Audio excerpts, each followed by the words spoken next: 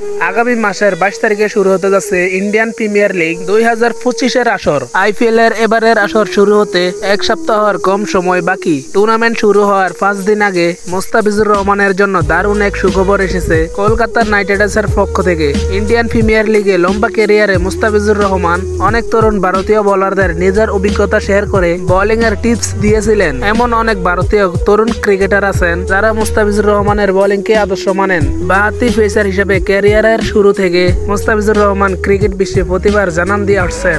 Indian premier লিগে যাত্রাটা শুরু হয়েছিল 2016 সালে সানরাইজার্স হায়দ্রাবাদের জার্সি দিয়ে। সেবার টুর্নামেন্টে 17 উইকেট নিয়ে সাদীয়মান ক্রিকেটার হওয়ায় মোস্তাফিজুর রহমান জিতিয়েছিলেন সানরাইজার্স হায়দ্রাবাদকে। পর মুম্বাই ইন্ডিয়ান্স, রাজস্থান রয়্যালস এবং দিল্লি ক্যাপিটালস এবং চেন্নাই সুপার কিংসের জার্সিতে মাতিয়েছেন ফিজ মোস্তাফিজুর সঙ্গে। আইপিএলে একসাথে দুই দল রাজস্থান রয়্যালস এবং দিল্লি ক্যাপিটালসে খেলেছিলেন চেতন সাকারিয়া। ভারতীয় গণমাধ্যমে দেওয়া সাক্ষাৎকারে তরুণ এই ভারতীয় বামহাতি পেসার বলেছেন মোস্তাফিজুর রহমান তার আদর্শ। ফিজের কাছ থেকে ম্যাচে অনেক কিছু শিখে থাকেন তিনি। পাশাপাশি অনুশীলনে মোস্তাফিজকে অনুসরণ করেন চেতন সাকারিয়া। গাইজ, এরকম ইন্টারেস্টিং ভিডিও সবার আগে পেতে আমার ফেসবুক পেজটি ফলো দিয়ে পাশে থাকুন। ধন্যবাদ।